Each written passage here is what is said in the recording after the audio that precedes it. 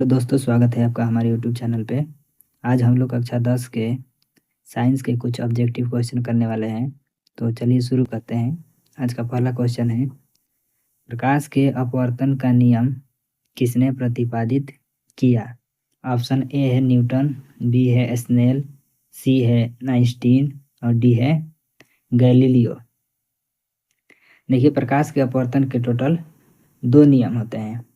पहला नियम है आपतित किरण, अपवर्तित किरण और अभिलंब तीनों एक ही तल में होते हैं। और दूसरा है आपतन कोण और अपवर्तन कोण का मान जो होता है वो नियत होता है। तो अपवर्तन का नियम जो है उसे स्नेल ने प्रतिपादित किया। तो ऑप्शन नंबर बी जो है वो सही हो जाएगा। अगला क्वेश्चन है, मानव हृदय में कितने कक्ष होते हैं? ऑप्शन ए है 2, बी है 3, सी है 4 और डी है 5। देखिए, मानव का जो हृदय होता है उसमें टोटल 4 कक्ष होते हैं। ऑप्शन नंबर सी सही हो जाएगा, जिसमें जो होते हैं दो आलिंद होते हैं, 2 आलिंद और 2 जो होते हैं वो नीले होते हैं। देखिए, लिखने में थोड़ा सा भी नहीं अच्छा से लिखा पा रहा है, उसको मैनेज करिएगा। 2 आलिंद और 2 नीले होते हैं, 2 नीले होते हैं। जो ऊपर के 2 भाग होते हैं उसको आलिंद बोलते हैं और जो नीचे के 2 भाग होते हैं उसको नीले बोलते हैं। और जो मछलियाँ होती है, मछलियों के हृदय में टोटल 2 कक्ष होते हैं। और जो सरीसृप होते हैं, जो रेंग कर जो चलते हैं, उनमें 3 कक्ष होते हैं। ये भी याद रखिएगा। अगला क्वेश्चन है, पौधों में भोजन बनाने की प्रक्रिया कहलाती है। तो पौधों में भोजन बनाने की प्रक्रिया जो होती है वो प्रकाश संश्लेषण कहलाती है। ऑप्शन नंबर बी सही हो जाएगा। प्रकाश संश्लेषण क्या है? जब पेड़ पौधे सूर्य के प्रकाश की उपस्थिति में क्लोरोफिल की सहायता से जो भोजन बनाने की प्रक्रिया होती है उसे प्रकाश संश्लेषण कहते हैं। अगला क्वेश्चन है, सोडियम कार्बोनेट का रासायनिक सूत्र क्या है? तो सोडियम कार्बोनेट का रासायनिक सूत्र होता है, ऑप्शन नंबर बी सही हो जाएगा, Na2CO3। पहला जो है NaCl, ये है सोडियम क्लोराइड जो कि नमक का रासायनिक सूत्र है। यह है NaOH, सी है NaOH सोडियम हाइड्रोक्साइड, यह एक प्रकार का क्षार है। और डी है NaHCO3 यानी सोडियम बाई कार्बोनेट। अब अगला क्वेश्चन है, विद्युत धारा का एसआई मात्रक है। देखिए, विद्युत धारा का एसआई मात्रक वोल्ट, ओम, एम्पियर और वाट। विद्युत धारा का एसआई मात्रक होता है एम्पियर। विद्युत धारा क्या है? किसी भी चालक तार से आवेश की जो प्रवाह की दर होती है उसे हम लोग विद्युत धारा कहते हैं। वोल्ट जो है यह विद्युत विभव का मात्रक होता है। विद्युत विभव का ऐसे मात्रक क्या होता है? वोल्ट। विभव का ऐसा ही मात्रक होता है वोल्ट। और ओम जो है ये प्रतिरोध का ऐसा ही मात्रक है। प्रतिरोध का ऐसा ही मात्रक क्या होता है? ओम होता है। और वाट जो है ये विद्युत शक्ति का ऐसा ही मात्रक है। विद्युत शक्ति का ऐसा ही मात्रक क्या होता है? वाट होता है। अगला क्वेश्चन है, मानव में गुणसूत्रों की कुल संख्या कितनी होती है? तो मानव में गुणसूत्रों की टोटल जो संख्या होती है वो होती है 46 होती है। तो ऑप्शन नंबर बी हो जाएगा सही। यदि यहीं पे पूछ देता कि मानव में गुणसूत्रों की कितनी जोड़ी होती है, गुणसूत्रों की संख्या कितनी जोड़ी होती है, तो जोड़ा में जब बोलेगा तो 23 जोड़ा, लेकिन ऐसे नॉर्मल बोलेगा तो टोटल 46 होती है। अगला क्वेश्चन, निम्नलिखित में से कौन सी अपघटन अभिक्रिया है? देखिए, अपघटन अभिक्रिया क्या होती है? जब भी कोई एक पदार्थ टूटता है, अपघटन का मतलब क्या होता है? टूटना। तो जब भी एक पदार्थ टूट के 2 या 2 से अधिक पदार्थों का निर्माण करता है तो उसे अपघटन अभिक्रिया कहते हैं। ऑप्शन ए जो है इसमें कैल्शियम कार्बोनेट टूट के कैल्शियम ऑक्साइड और कार्बन डाइऑक्साइड का निर्माण कर रहा है। तो ऑप्शन नंबर ए जो है वो सही हो जाएगा। इसमें दो पदार्थ मिल के एक पदार्थ का निर्माण कर रहे हैं, तो ये संयोजन अभिक्रिया है। ऑप्शन नंबर सी जो है Zn plus CuSO4 arrow ZnSO4 plus Cu, तो इसमें जो है Cu को Zn जो है वो विस्थापित कर रहा है, यानी कि विस्थापन अभिक्रिया है। Fe प्लस S जो FeS, यानी अभी क्या है, दो पदार्थ मिलकर एक का निर्माण करते हैं, तो संयोजन अभिक्रिया है। जब दो पदार्थ मिल के एक पदार्थ का निर्माण करे तो वो संयोजन अभिक्रिया है, और एक पदार्थ टूट कर दो या दो से अधिक का निर्माण करे तो वो वियोजन अभिक्रिया, उसी को अपघटन अभिक्रिया कहते हैं। अगला क्वेश्चन है, लेंस की क्षमता का एसआई मात्रक है। तो लेंस की क्षमता का जो एसआई मात्रक होता है वो होता है डायोप्टर। लेंस की क्षमता का एसआई मात्रक डायोप्टर होता है। लेंस की जो क्षमता होती है, जैसे किसी भी किरण, लेंस के द्वारा किसी भी किरण को जो मोड़ने की क्षमता होती है उसी को लेंस की क्षमता कहते हैं। इसका जो एसआई मात्रक होता है वो होता है डायोप्टर, और जो लेंस की क्षमता होती है वो फोकस दूरी के व्युत्क्रम के बराबर होती है, यानी कि कह सकते हैं P बराबर 1/f, जब मीटर में होता है फोकस दूरी तब, और यदि फोकस दूरी जब सेंटीमीटर में होता है तो P बराबर होता है 100/f। यहाँ पे फोकस क्या है, फोकस जो है वो मीटर में है, मीटर में हो तब। इसको थोड़ा लिखने में दिक्कत हो रहा है, यहाँ पे जो समझ जाइए कि यहाँ पे जो फोकस दूरी है वो सेंटीमीटर में है, यहाँ पे क्या है, ये मीटर में है। तो जूल जो होता है वो कार्य और ऊर्जा का ऐसे मात्रक होता है। न्यूटन जो है ये बल का ऐसे मात्रक होता है, न्यूटन बल का ऐसे मात्रक होता है न्यूटन। और पास्कल जो है ये दाब का ऐसे मात्रक होता है, पास्कल। और जूल जो है ये ऊर्जा और कार्य का ऐसे मात्रक होता है। अगला क्वेश्चन है, सबसे लंबी तरंगदैर्घ्य किस रंग की होती है। तो सबसे लंबी जो तरंगदैर्घ्य होती है वो लाल रंग की होती है। तो ऑप्शन नंबर सी जो है वो सही आंसर हो जाएगा। देखिए, तरंगदैर्घ्य जो होती है वो लाल रंग की सबसे अधिक होती है, इसीलिए इसका जो प्रकीर्णन होता है वो सबसे कम होता है। प्रकीर्णन कम होने के कारण ही जो खतरे का जो संकेत बनाए जाते हैं वो लाल रंग के बनाए जाते हैं, ताकि लाल रंग का प्रकीर्णन कम होता है तो जो दूर से ही किसी व्यक्ति को जो दिखाई देता है। सॉरी, यहाँ पे हमने हरे रंग पे क्लिक कर दिया है, इसका ऑप्शन नंबर हो जाएगा डी। ऑप्शन नंबर डी जो है वो सही हो जाएगा, लाल रंग। अगला क्वेश्चन है, डीएनए का पूरा नाम क्या है। डीएनए का पूरा नाम हो जाएगा, डी से होता है डीऑक्सी राइबो न्यूक्लिक एसिड। देखिए यहाँ पे थोड़ा सा गलती है, असल में ये होता है डीऑक्सी, लेकिन यहाँ पे लिख दिया है डाईऑक्सी, इसको सुधार कर लीजिएगा। Deoxy ribo nucleic acid, acid को अम्ल बोलते हैं। तो ऑप्शन नंबर ए जो है वो सही हो जाएगा। राइबो न्यूक्लिक एसिड ये जो है ये आरएनए का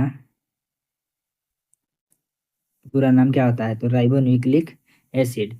जो डीएनए होता है ये डबल हेलिक्स होता है, और आरएनए जो होता है वो सिंगल होता है।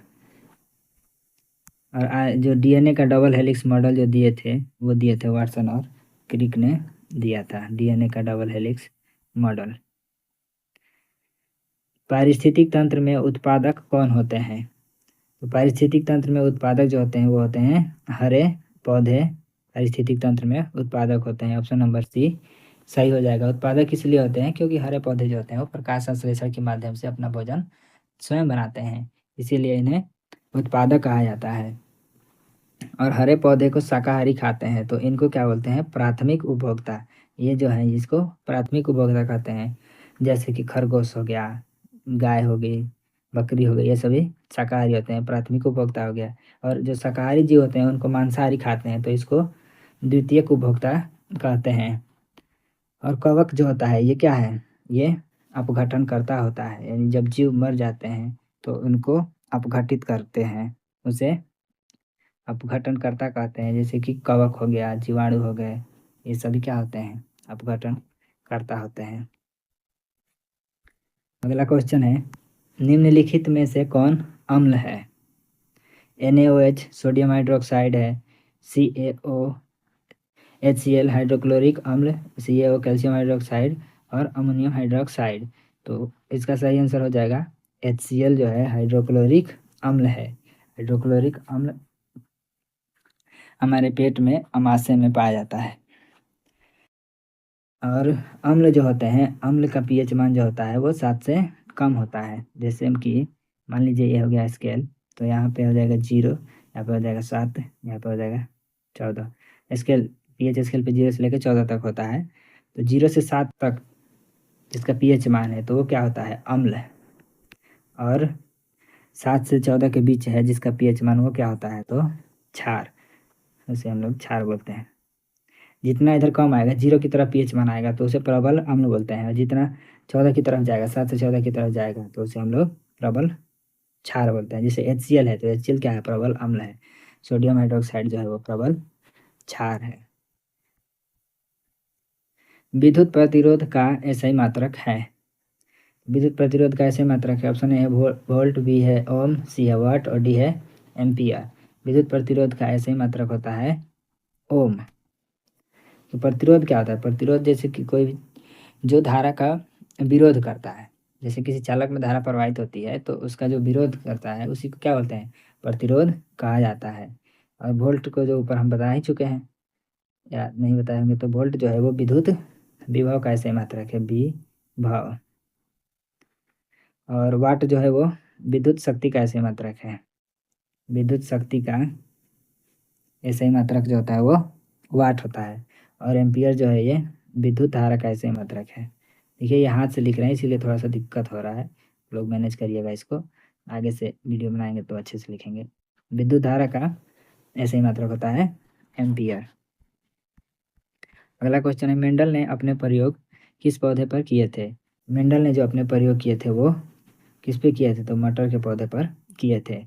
मटर का पौधा इसलिए प्रयोग लिए थे क्योंकि मटर का पौधा जो है वो बहुत ही आसानी से उगाया जा सकता है और इसको तैयार होने में भी बहुत कम समय लगता है। और एक कारण है कि इसमें रंग बिरंगे फूल आते हैं जिससे इसमें विविधता होती है, इसी वजह से इसका उपयोग किए थे। अगला क्वेश्चन है, श्वसन के दौरान कौन सी गैस निकलती है? ऑक्सीजन, नाइट्रोजन, कार्बन डाइऑक्साइड और डी हाइड्रोजन। तो श्वसन के दौरान जो है ये कार्बन डाइऑक्साइड गैस निकलती है। असल में हम जो गैस निकलती है वो गैसों का मिश्रण होता है, उसमें ऐसा नहीं है कि केवल कार्बन डाइऑक्साइड निकलता है।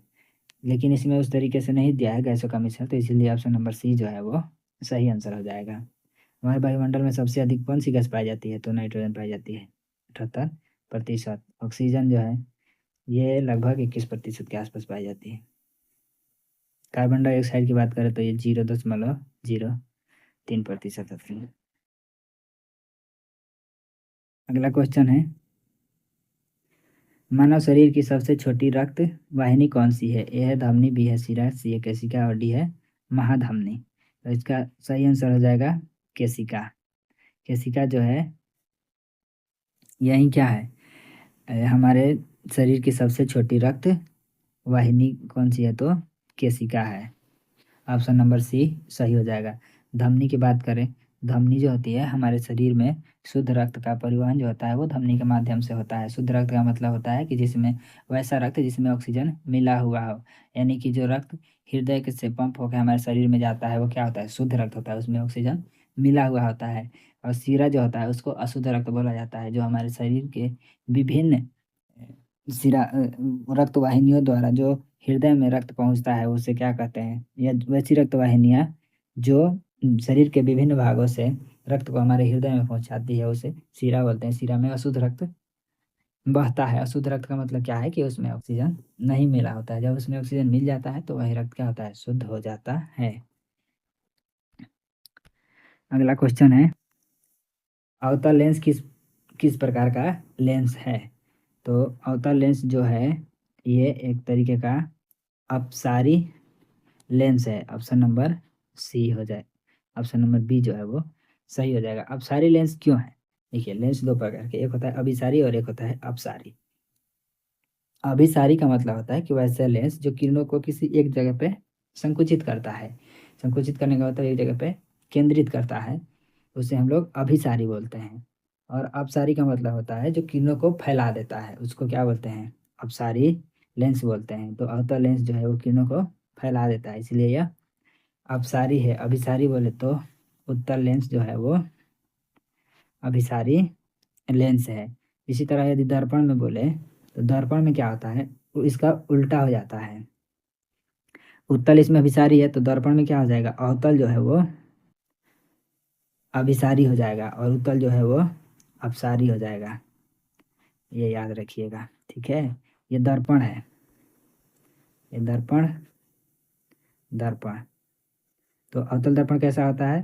तो अवतल दर्पण जो होता है वो अभिसारी और उत्तल दर्पण जो होता है वो अपसारी। क्योंकि अवतल दर्पण जो होता है वो सारे सभी किरणों को एक जगह पे केंद्रित करता है और उत्तल दर्पण जो होता है वो किरणों को फैला देता है। अगला क्वेश्चन है, धातुएं सामान्यतः कैसी होती है? विद्युत की कुचालक, विद्युत की सुचालक, सी है भंगुर, डी है गैसीय। तो सामान्यतः धातुएं होती है। धातुएं जैसे हम लोग बोलते हैं एल्युमिनिया हो गया, कॉपर हो गया, ये सब क्या होती है? धातुएं होती है। धातुएं उसे कहते हैं जिसको जिसमें चमक होती है और जिनको चादर के रूप में उसको क्या कर सकते हैं, पीठ के चादर के रूप में फैला सकते हैं। भंगुर जो नहीं होती है वो क्या होती है? धातुएं होती है। और इसमें इलेक्ट्रॉन का प्रवाह होता है, धातुओं से इलेक्ट्रॉन का प्रवाह होता है, इसीलिए क्या होती है? धातु विद्युत की सुचालक होती है। ऑप्शन नंबर बी जो है वो सही हो जाएगा। इसका उल्टा जो है विद्युत का कुचालक क्या हो जाएगी? अधातुएं जो होती है वो विद्युत का कुचालक होती है। ठीक है? अगला क्वेश्चन है, ओजोन परत मुख्यतः किस गैस की बनी होती है?